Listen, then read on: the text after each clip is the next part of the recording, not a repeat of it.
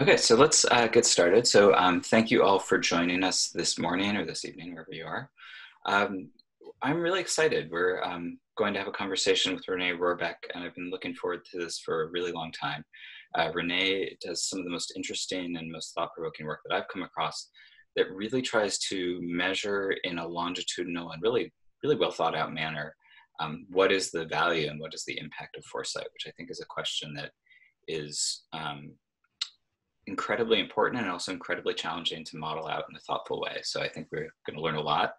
There'll be time for questions and conversation at the end. So as you're listening, if something comes to mind, please feel free to jot it down. There'll be a chat window. I'll show you in a minute how to do that. So yeah, this will be a fun interactive conversation. As I said, you joined early. My name is Brad Kreit. I'm a research director with Institute for the Future. Before we start, I just want to say a little bit about what this webinar is and how this fits into some of the resources we provide to our community who are interested in foresight. So we host these IFTF Foresight Talks, and they're really aimed at bringing together foresight practitioners from all over the world. Even as foresight has grown, it remains, I think, a field where many of us are either working on our own or working in very small teams. And so this kind of a conversation is aimed at just helping us come together, learn from each other, share tips, share best practices, share knowledge so that we can all sort of collectively improve how we do foresight. If you're wondering or curious, we do offer foresight trainings and formal methods in teaching futures thinking. Currently, we have dates scheduled in May and June, as well as April in Palo Alto for design futures training. Of course, those may have to move due to circumstances, as I think we're all grappling with. But at least as of now, those are all scheduled to move forward. I also want to draw your attention to our Foresight, our Futures Thinking course on Coursera. We've been really sort of improving. One of our colleagues, Jen McGonigal, has spent a lot of time developing, as far as we know, the world's first online massively open course in futures thinking. And so this is a really great resource, particularly if you're kind of looking to learn or looking to improve your own thinking. So please check that out if you're interested. So hold on, sorry about that. And one other thing, so we do these webinars. We also do something called Ask a Futurist webinars that are more kind of content oriented, more sort of how do you think about a particular issue. We run meetups for those who've already gone through our trainings, and we have a Foresight Essentials newsletter, so please feel free to subscribe to all of that. So those are just some resources to draw your attention to if you're kind of unaware of them. But what I want to transition us into now is really the meat of the conversation for today. But before I do that, one kind of key logistical thing. So you all are on mute. That's by intent. I think we've all sort of, experienced webinars where somebody sort of accidentally leaves their phone on or what have you, and you get a lot of background noise. So we want everyone on mute, but we do want you to ask questions. So there's a chat window. If you feel free to use that. There's a Q&A button. So if you want to ask a question, particularly for Renee, if you have a question about his research, if you have a follow-up to something he said, put it in the Q&A. We'll be actively monitoring that Q&A and curating a set of questions, probably about 30 or 35 minutes into the conversation. So there will definitely be time for Q&A. So please do ask questions if you have them. So now that's kind of the logistics. And I really want to transition us to this conversation with Renee Rohrbeck and sort of just, really sort of dig in. So maybe, and I'm going to stop slide sharing here and just ask Renee, maybe if you could just sort of start and sort of tell us a little bit about yourself, tell us about the work you do and how you got involved with it. Sure. Thanks for the invitation. So my name is René Rohrbeck. I'm a professor of strategy. For some time now, I'm also an industry practitioner from the automobile and the telecommunication industry. And I got interested in corporate foresight some 15 years ago. So ever since, I've been either working with it as many of I guess the audience is working with, so in terms of projects, in terms of processes, but also in terms of building routines for organizations, and also as a researcher, trying to work out what is then the techniques, the practices which matter most for value added for an organization, and more recently been then also publishing some promising numbers on how foresight impacts firm performance. Great. And can you say a little bit, I'd be curious to know just, how did you get interested in particular in measuring the role of foresight in firm success? And can you maybe just tell us a little bit about that particular strand of your work? Sure. So this is some 15 years ago, I guess, when I was working in a large multinational company running what we were calling a technology radar. So we were monitoring with a network of scouts, global emerging technologies, and basically assessing at which time will they be available for us. And I still remember that one day my boss comes into my office and says, Rene, we worked out that the world will not only change based on technology, there's also market trends to follow.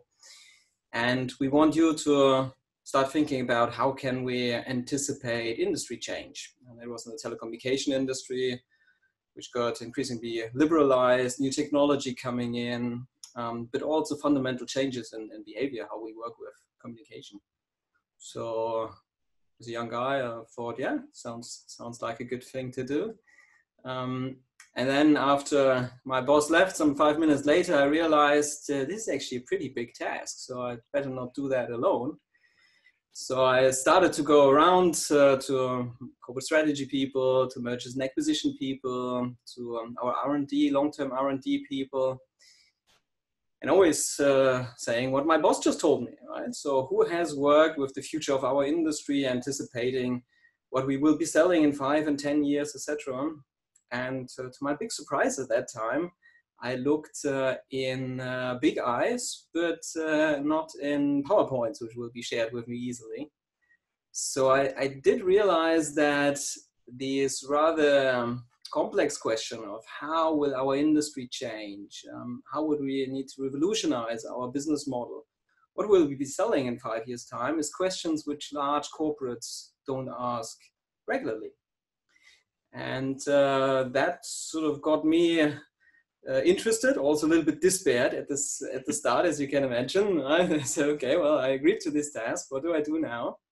And I also started to reach out then to other big corporates, because one could, of course, thought also, well, I'm here with a big telecommunication company, which used to be a state-owned monopoly. We might not be the fastest moving or the brightest ones around. So let's talk to other great companies. And it was then a recurring pattern to realize that, well, most corporate functions which are tasked to look at the mid and long term, they've been quite responsive when there is something which the CEO is wondering about, but they were not very proactive in really figuring out what is then the new playing field, which will be ours in 5 years' time or 10 years' time.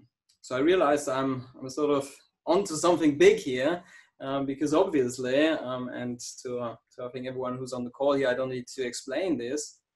Obviously, a lot of value can be destroyed if you're not prepared for what's coming your way.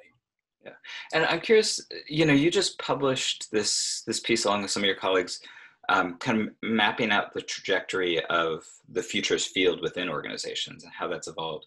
And so I'm wondering if both could you describe that trajectory a little bit and kind of how you've seen it, both in your own research and your own experience evolve in the last 10 to 15 years? Sure. I mean, there's two papers out there. Basically, one recent one which we might have seen is been written primarily for the 50 years anniversary of one of the leading journals of the Technological Forecasting Social Change Journal, where we looked in particular what was going on in that journal. I think generally speaking, I'm seeing 4 phases for which foresight in firms has been developed. The first phase is after the Second World War, we pretty much on the corporate level in a market situation where most markets have more demand than supply. So much of the foresight work is about forecasting future demand and then planning factory capacity, etc., etc. So a lot of mathematical modeling is going on. There's of course also the foresight world more for policy making. In the US with the RAND organization, in Europe there's a very interesting activity developing in France, where the La Prospective School is working with big corporates and working with participatory strategy work in order to figure out how do we shape basically our industry and our markets. From this first phase, we're basically coming to the phase where markets get more saturated, where we have then also the oil crisis, where we have first major disruptions, and we're waking up to the world of scenarios with the early success stories around Shell and others. More and more corporates are starting to invest into own scenario planning teams and using this on, I'd say, a project-based ad hoc basis. I'm saying this also to contrast it to something which we see more today, where you use scenarios on a daily decision-making basis. So at that time, it was still mainly these think tanks, which were not the strategy units, but which were units apart, which were doing scenarios in order then to test robustness of the strategies which other units came up with. And then sort of when we move towards the 80s and the 90s, we see more and more methods entering the scene, also realizing that, well, if I want to do scenario planning, I need to do my homework in terms of trend work first, trend extrapolation, trend audits. We're also seeing real-time Delphis being used to harness more expert knowledge into your strategy making. And I think from the 2000s and onwards, I'm seeing now what I call foresight becoming a real capability.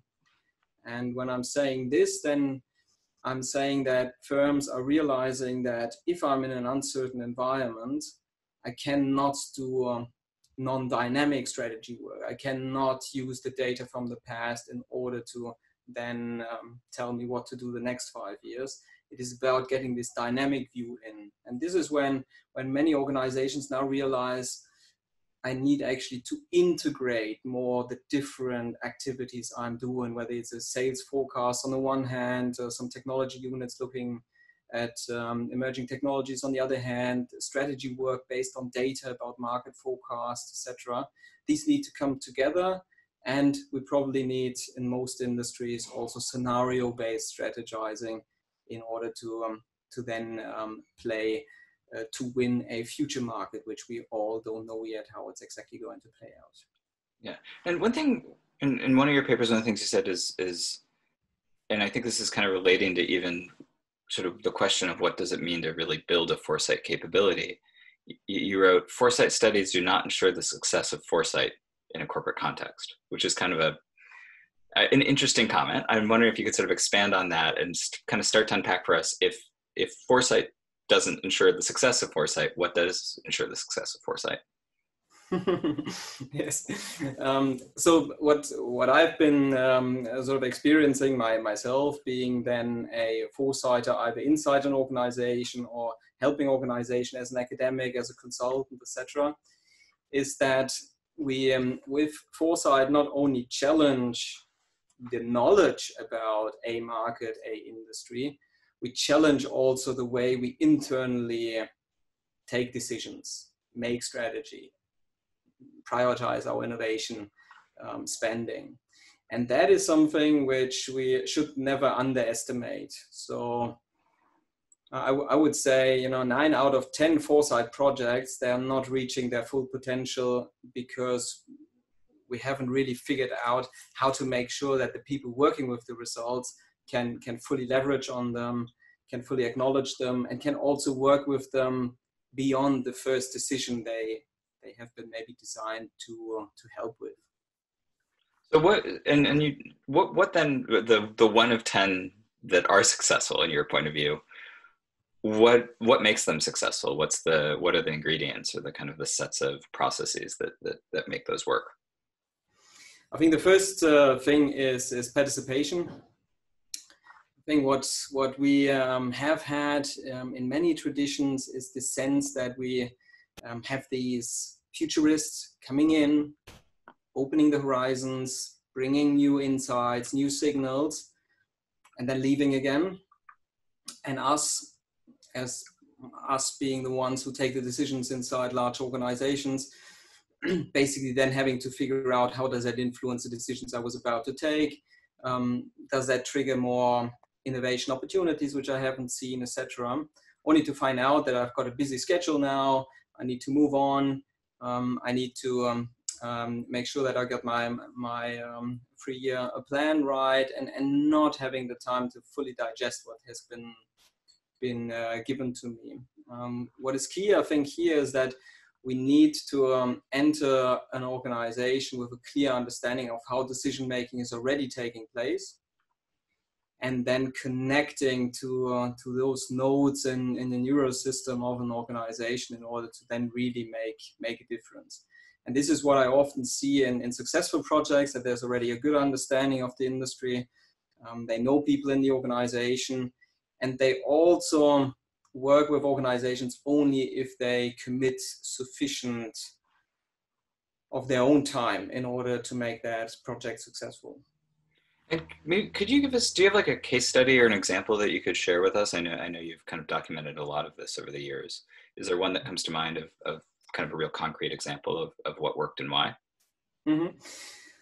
Well, there's many examples of cases where you have sort of triggered new innovations. What is even more interesting for me is cases where you really change the mindset, how you approach an industry, how you approach a market.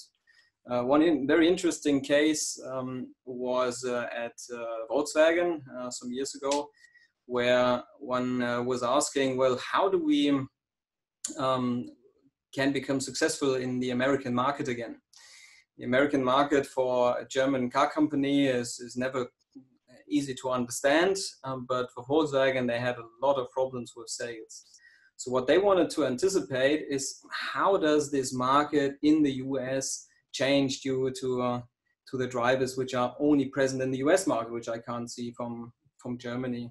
And what they did is that they planted an entire team living for 18 months in the US in order to explore the non-market they have, basically, to work with the people they're not selling to, do ride-alongs, understand what is the drivers which drive the future demand of those.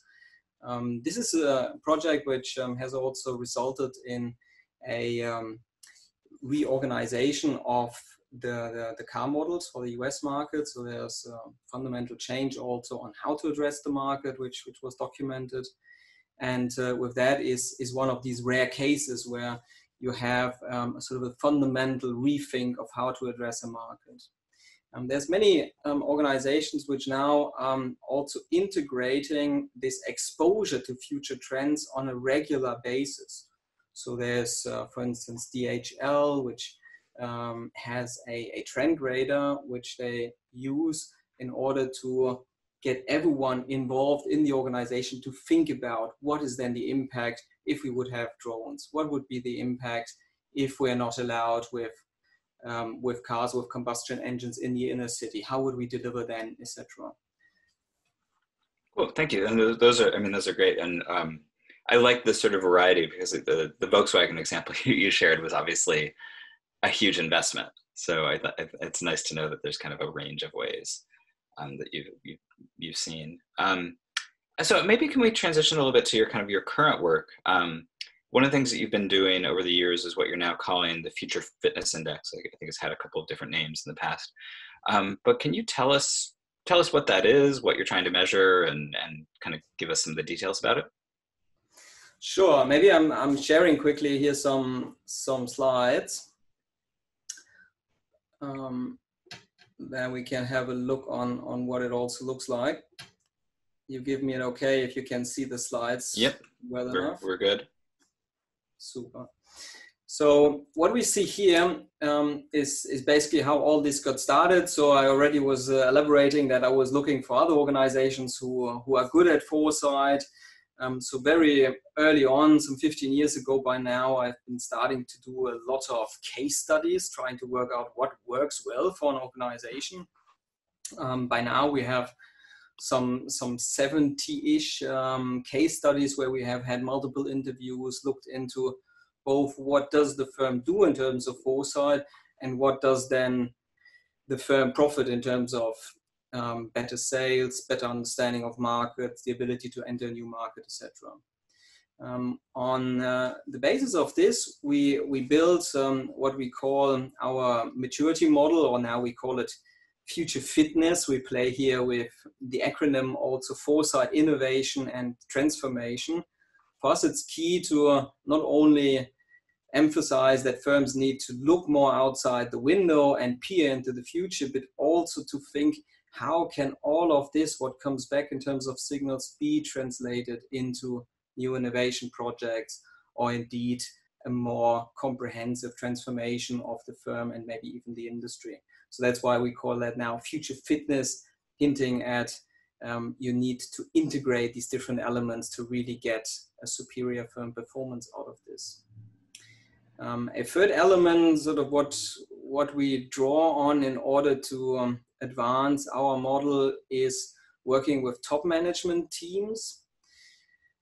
For me, quite early on, I still remember sitting with a executive team member in an airline launch, and he looks at me and says, you know, I read your book and I looked at your model. I think something is missing here. And I said, okay, well, that's interesting. You know, it took me 4 years to work out what to put into this model, but you spot that something is missing.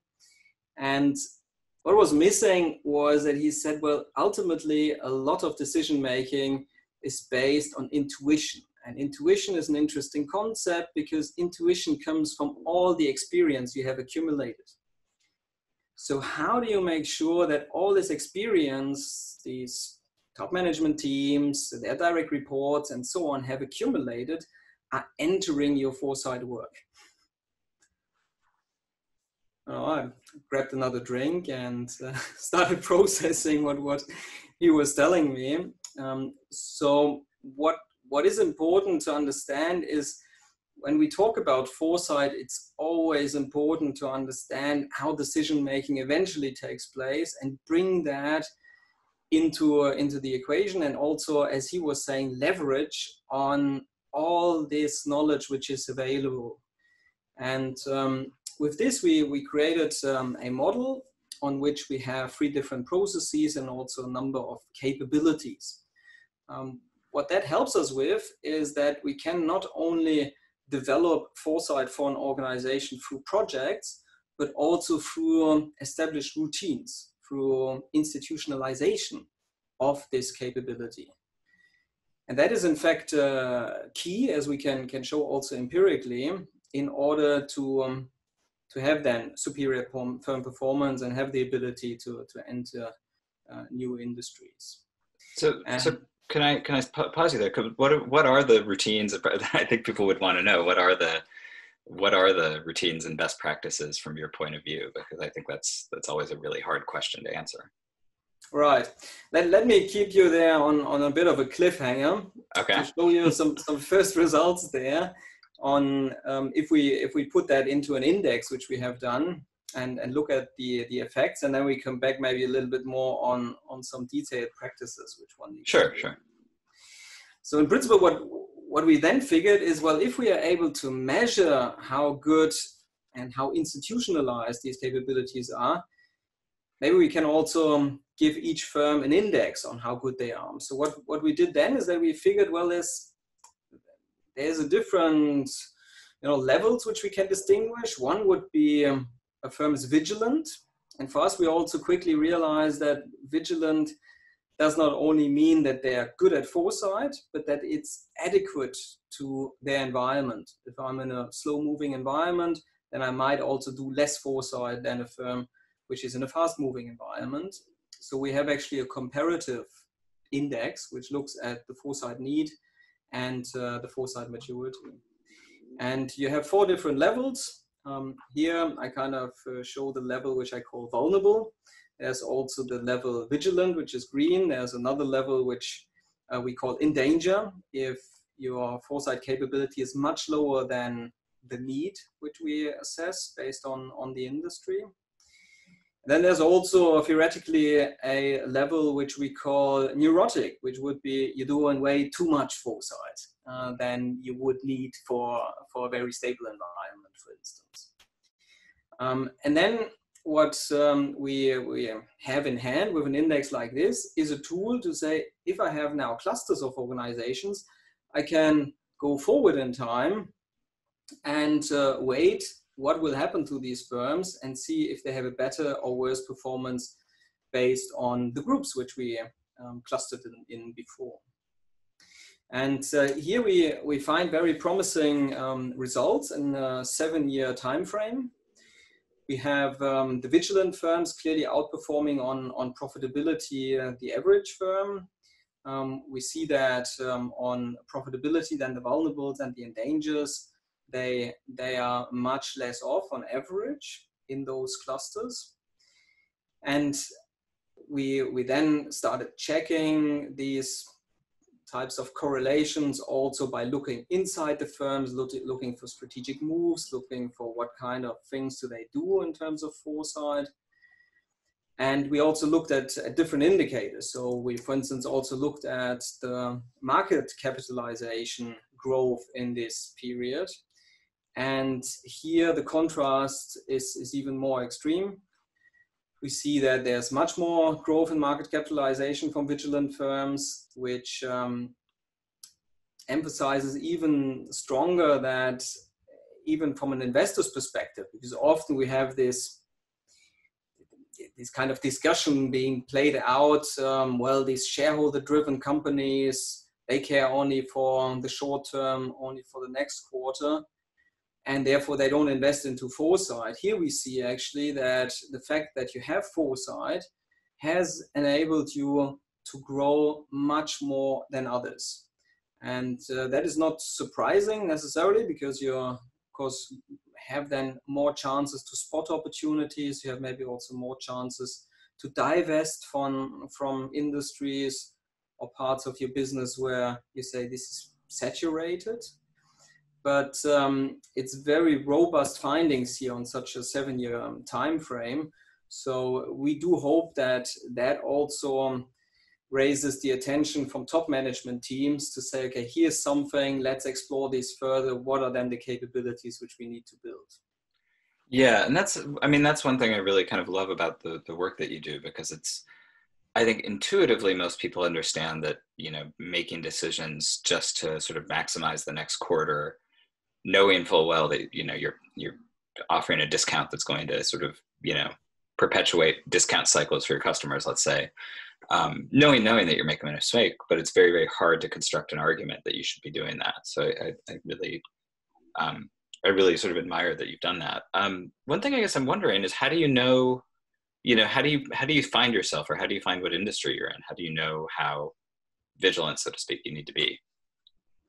Right. I mean, we're basically looking at 3 main drivers for the need for foresight. The first one is the complexity of the industry. Second one is the volatility of the industry. And the third one is the hostility in that industry.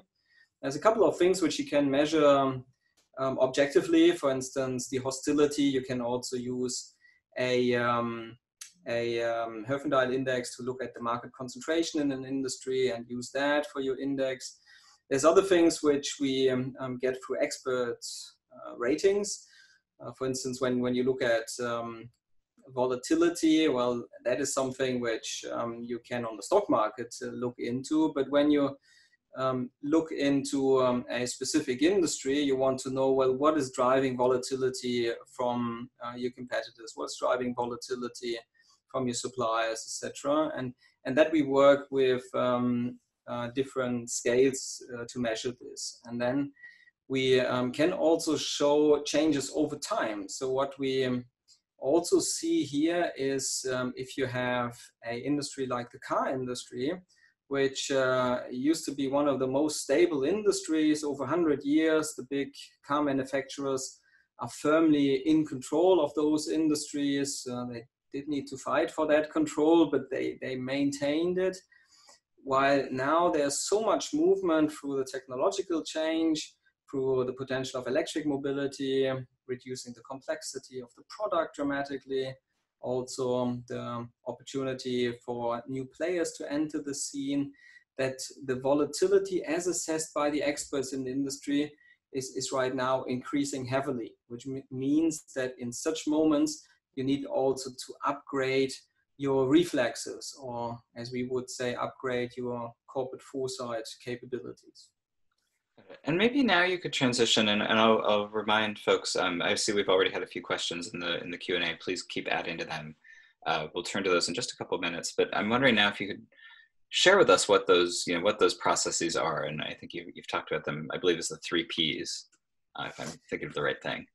Right. So we basically use these 3 Ps because they're pretty straightforward to follow. So when it comes to perceiving, well, it's all about the actual trend work. So make sure that you're looking everywhere where you need to look.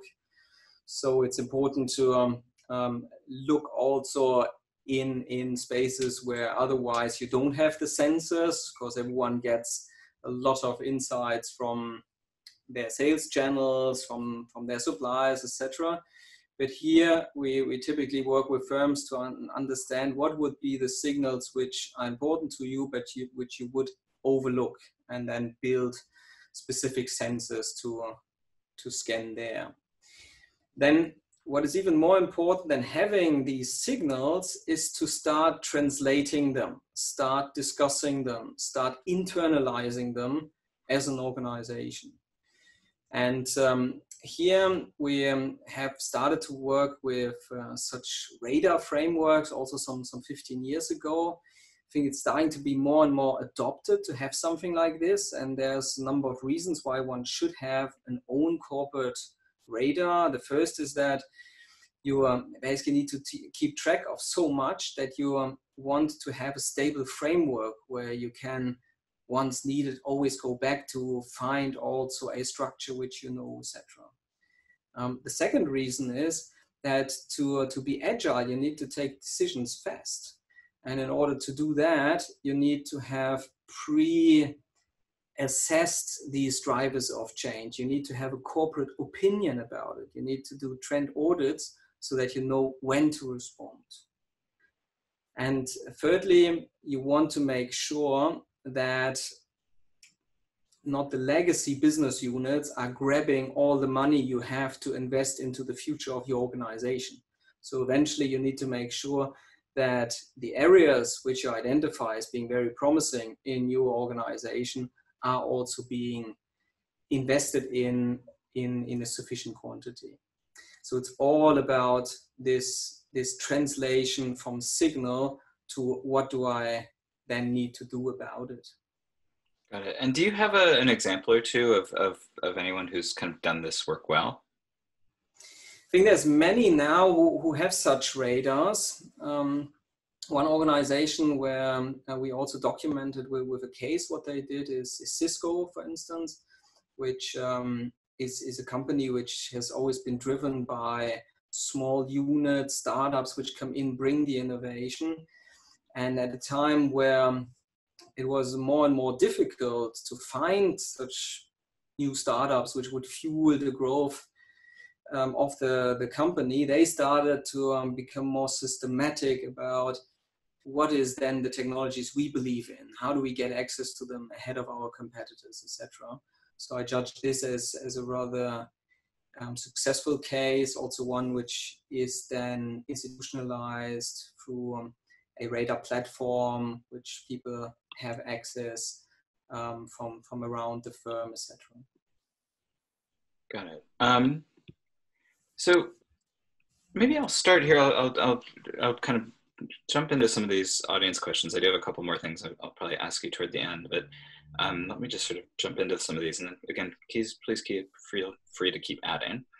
One that really followed up on something that you said toward the beginning of our conversation is sort of the 1 to 10 success ratio. And just one just very straightforward question is, how do we increase that 1 to 10 success ratio? So it's 2 to 10, or hopefully more like 10 and 10, but even 2 to 10 would be a big leap. So how do you do that? What are your strategies for doing that? Yeah, I think there's no silver bullet for this. And what we see in organizations is that we fighting against the sort of established rules of where attention goes. So I think many organizations, if not in a crisis, have a lot of appetite to grow the same business model, to emphasize what they have been successful with in the past. And I think what we jointly need to do as a community is transport more the message of how this actually limits your ability to grow and the ability to profit from uncertainty. And this is something which I think many curriculum in strategy courses and so on are starting to adopt new tools into their curriculum to make sure that organizations understand how to deal with uncertainty. But I think more importantly is on the project basis that you ensure that you only do the project if the organization is also taking it seriously.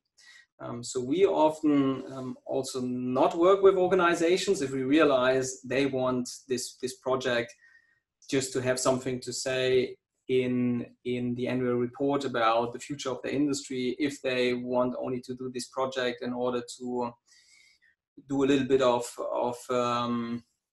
robustness checking of what they already decided to do. I think what's important is that when we do foresight work is that we do it then with partners also who say, okay, we engage in this because we have in mind to engage in this strategy project, and then plan accordingly so that you have also joint teams. I think what we often also do potentially too much is that we come with all the signals we have seen, go into an organization which don't understand all of this, and then sends us home after they half digested it.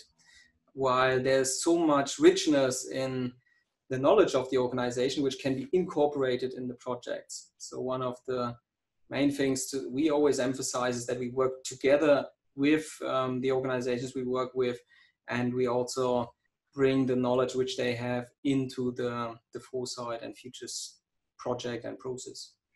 And building on that, one of the things there are a couple questions on is just around executive decision making in general, but executive decision making in particular. And I'm wondering, how do you bridge that gap? Because it's so often the case that executives they feel so overwhelmed by just all of the pressures of daily management tasks that getting an hour to think about the future is sort of almost impossible. But I mean, really shouldn't be, but is almost impossible as a practical matter. So how do you engage executive decision makers? How do you sort of make this tangible for them? Well, what we often start with is actually with a very old formula, which Gary Hamel and C.K. Prahlad have proposed once. They said, well, we sort of work out that's only about 3% which top management teams spend on competing for the future, as they call it, which is looking ahead, looking outside the window, and doing that collaboratively. And this is something which we then, with top management teams, discuss heavily. 3% for many would mean 7 days actually per year. I would say that's much more than what I'm seeing with large organizations. So it is about reserving this time, but at the same time, it is also about making sure that foresight then directly goes into the processes where it is most needed. There is one method which we have developed. Let me just open maybe these last couple of areas here. Yeah, sure. Which we have worked with Bosch on understanding how can we make scenario planning an ongoing activity. And we call that scenario-based strategizing. We've also published about it, so it's material which is available also in the public domain. But the idea here is to say, well, we actually need to ensure that in a volatile industry, we have always a common ground from which we can start taking decisions, start strategizing. And this is potentially not only the strategies, not only the scenarios, but it's potentially also different strategies. And this is something I often emphasize here. Organizations are built in the way to grow existing business models. But many decision makers realize that, that there's kind of this itch, particularly if you're in the car industry, that itch now is starting to be very itchy. Where you say, well, maybe the industry as I know it is in for a major disruption. But it's difficult to make it tangible in day-to-day decision making. But a company like Bosch, they've been working with scenarios for a very long time. They would have then a mental common ground. Whenever they think about building a new factory, they would be able to connect this with, well, this would actually only be a good investment if this scenario plays out. But in another scenario where we have heavily autonomous driving, where we might be selling less cars, this would be a very risky investment.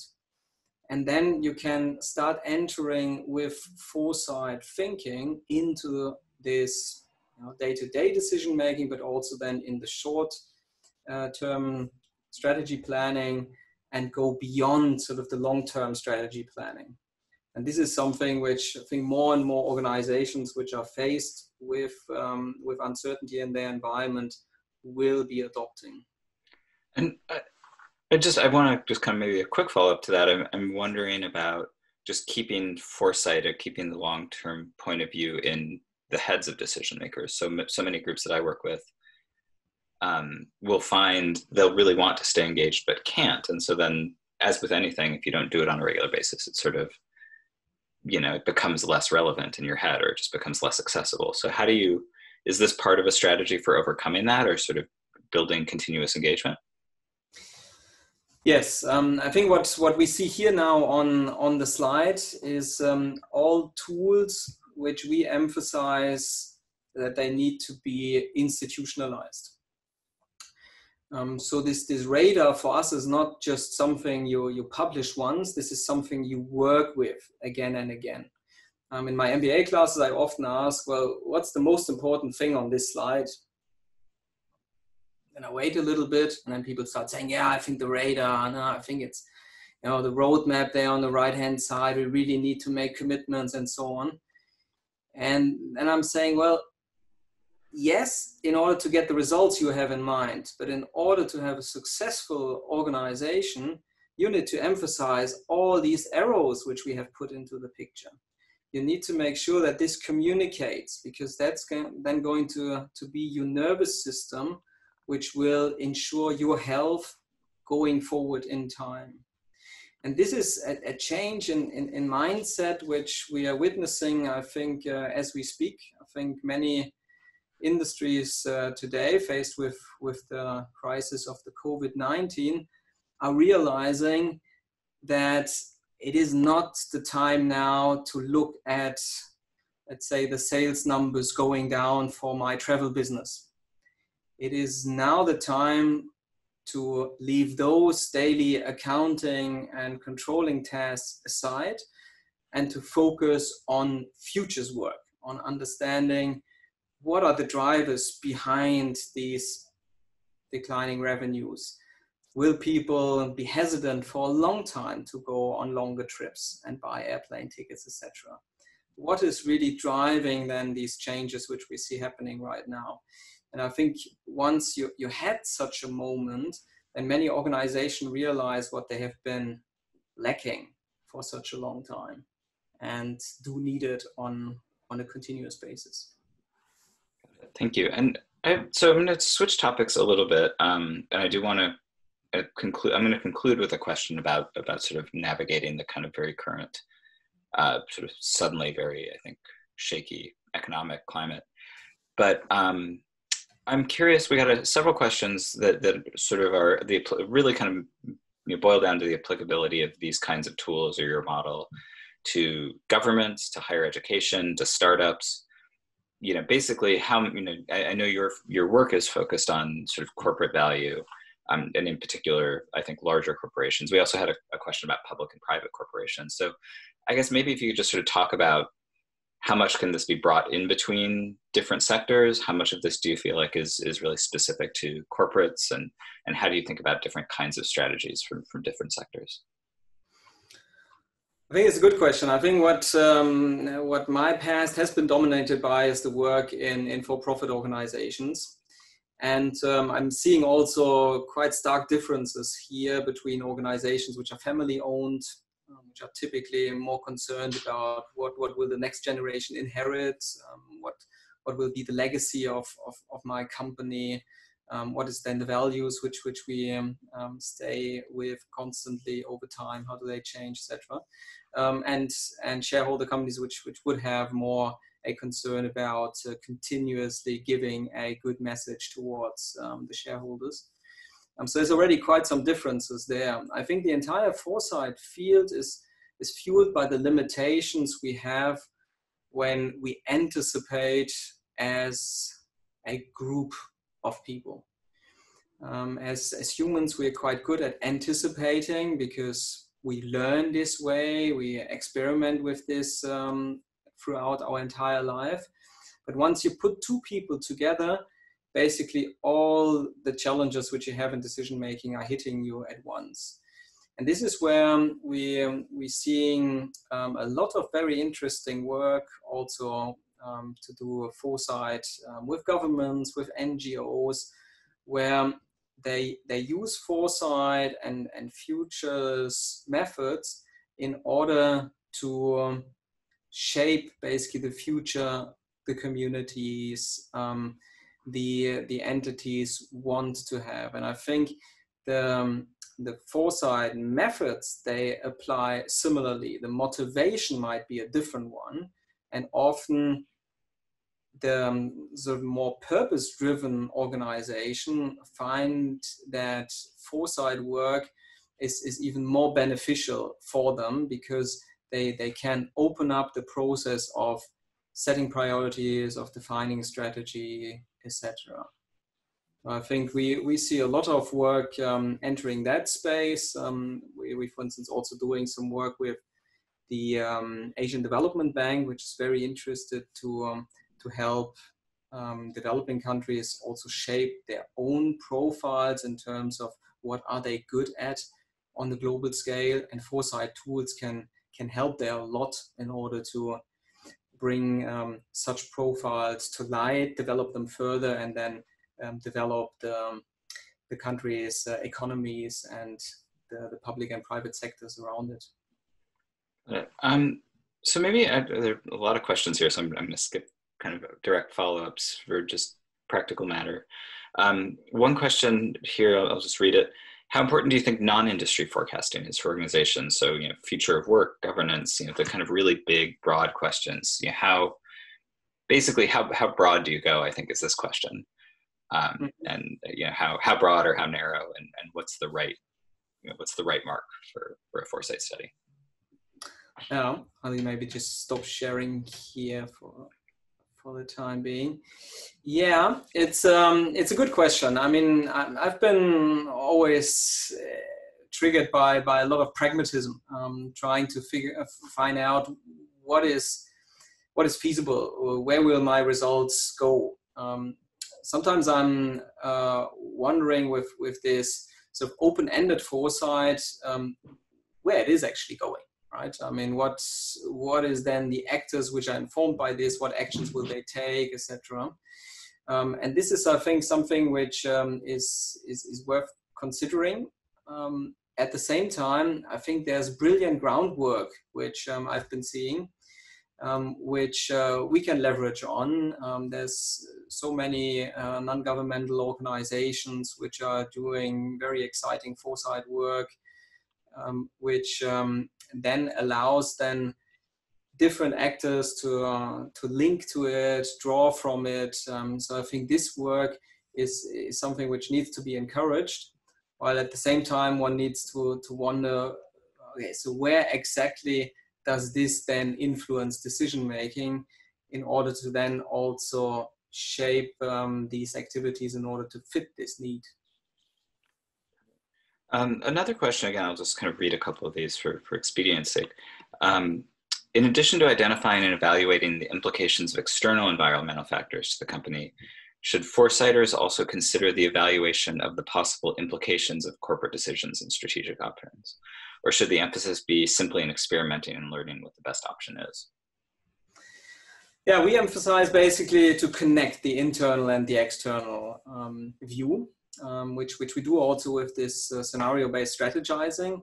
I think it is really cross-fertilizing in a very important way. So let's take an example. If I would be an airline company and today I'm wondering about what will be the changes in demand for my services and the current dip which I'm experiencing, how lasting is it? Well, there is certainly an internal and external perspective now to take into account here. On the external perspective, there's a number of drivers which you're now starting to unfold. So, I mean, we're doing a webinar here today. I think many organizations have put such strong travel ban regulation in place that many will be forced to take a lot of their work online, and they might get used to it, and they might get used to travel less. So there's a lot to explore here to understand what is fundamentally changing potentially the demand patterns here. At the same time, I need also to understand who is then playing in this space and how are they playing. So if I want to have sell seats in an aircraft, I might still do so, but only flexibly if I give the chance to people then to also opt out of the service again. How would I cope with this internally? What is the implications on my operations? What's the implications on then also the ticket conditions, etc. I think these always need to come together, and it's rare moments when all of these factors get challenged at one point in time. But once the challenge is there, I have very little response time. And this is why we emphasize that organizations need to do this homework upfront and think about the different strategic options, think about the different scenarios of the environment they might have, and start playing out how they would respond using business war games, using other tools in order to, once the threat is really imminent, that they can then respond quickly. Yeah, and maybe I'm wondering if you can expand a little bit beyond just the most obviously impacted industries. I think we're all sort of, I haven't looked at the Dow Jones average since we started, but I'm gearing myself up to look at it when we're done.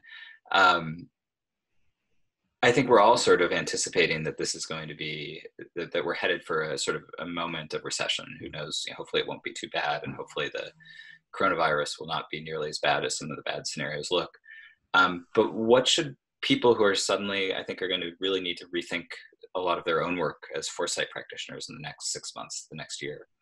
What should they be doing if you're not, not in the airline industry, but let's say you're in, something much less impacted, but still it's going to be a factor in your work now?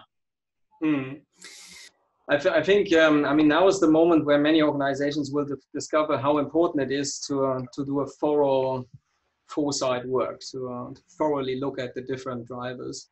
I think what's also clear is that the virus, the threat, will impact the different industries in a different way. I think by now it's also clear that there'll be not fewer industries that will be not impacted at all.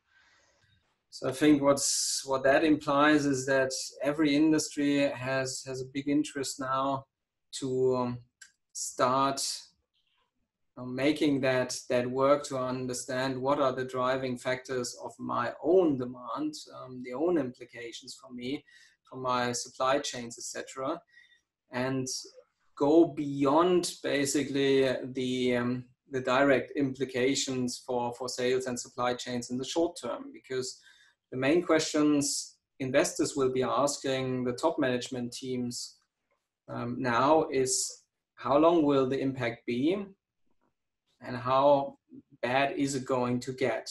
And this is something which for none of the industries is a trivial question to answer, and probably there's no right or wrong answer now, because the virus plays out on different levels. As a direct health impact level, but there's also and the economic factors of the actions which we take to prevent the spread, etc. And this is something where foresight tools, foresight knowledge, trend management, trend orders will help a lot to anticipate different alternative strategies and how I can deal with this, up to the point that some consolidation in the airline industry can be expected and can be prepared for. Thank you. So I'm going to ask you to be quick now. I'm going to try to get 2 final questions in, so kind of quick answers. One is, what are the skills needed inside an organization to execute on this? So what skills do you need to do foresight? I don't know if you've done any work on skills or have any reflections on skills. Yes, I think the first thing is they should follow your webinar or your Coursera course, which I started to look into, which I love. Great work. I think that's something where a lot of the basic and even beyond basic tool kit is actually available now in the public domain. So congratulations on this work. I think beyond that, we do need to marry the foresight and the strategy work together. So I think we do need to work together further to develop also the methods to work in the traditional strategy project with foresight input. I think this work has been started with some of the work on scenario-based strategizing and others, but that's something which we need to do more of. And then, of course, the basic work with going from just spotting a trend to fully translating it, to also work with quantitative forecasting models is something which the organizations really need. Okay, and I guess the final question I'll ask is this: I'm in corporate strategy in a tech company. Basically, the question is, where do I start? Who do I bring aboard first? How do I look for an early success? I don't know if you have any. I'm assuming that's depends on the context and company, so there's probably not a silver bullet. But do you have any advice on how to find a good starting point? I often look for the imminent decisions which need to be taken, for instance, in R&D investment, in betting on the next technology, etc., where there is already a lot of interest around in the organization. And then we basically look at, well, how would that decision be taken without foresight work? And then we look at how to enhance this so that you have an early success story where you say, well, this would have been our direct response to that question. And now that we did this work, we see that there's actually multiple responses. Maybe there's others which are more interesting for us to do now. Maybe there's also a way to look at the investment from an options perspective. I think this is something which I would always emphasize, not start with the tool, not start with the big schemes, but start with something where you have a direct, concrete impact. Great, thank you. So, and can you, I'll put up a slide in a second, but a lot of your work is publicly out there in the world as an academic. I'm going to share a link in a second, but do you want to just say anything about how to look up more information? I know a couple of the journal articles you mentioned people were interested in finding out more about. Sure, I think there's probably 2 places to start. One is the chair which I'm running, which is called the Foresight Innovation and Transformation Chair. So if you hit this into Google and my name, I guess you drop directly on it. There we try to share both the research, but also then additional material which we have in terms of white papers, etc. So there's, for instance, a white paper to download where we share the main results from our research. And then, of course, if you're more interested in the tools, we try to put everything in the public domain where public researchers should be useful for and usable for everyone. So my ResearchGate profile is certainly also a good place to start, to maybe subscribe to. And on top of that, feel free to reach out also to us if you have something specific. I mean, our community is certainly also fueled by a lot of sharing, and I'm happy to be part of that. And I also learn from every interaction. So happy to interact in all means possible. Awesome. Well, thank you so much. So let me just kind of close out with a couple of pieces of information. If you're interested, we'd encourage you in Soup for the Future. We run a sort of broad cross-industry sort of cross-domain global 10-year forecast that we call IFTF Vantage. We'd encourage you just to check that out if you have interest in sort of, in getting your organization involved in sort of foresight research, and that's a great resource for you. And then finally, we would just encourage you to keep in touch with us. So this is Renee's emails up there. I'm happy to have you reach out to me about anything. I always enjoy conversation about foresight. And then we have a couple upcoming talks that may be of interest to you. Stuart Candy, who's an associate professor of foresight at Carnegie Mellon, will be joining us on April 28th, again at 9 a.m. Pacific time. And we'll also, in May 6th, have a really fun conversation with one of our friends of the organization, David Peskovitz, who's a great writer and thinker and longtime sort of member of the IFTF community, talking about our magical future, science, art, and the imagination. So we hope you'll check all of that out. The video of this will be posted within a week. So if you want to circle back, send this to colleagues, pick up on parts of this that you missed, this will be up on our website shortly. And with that, thank you all for attending, and hope to see you at the next webinar. Thank you so much, Renee. We really appreciate your time. Thanks so much.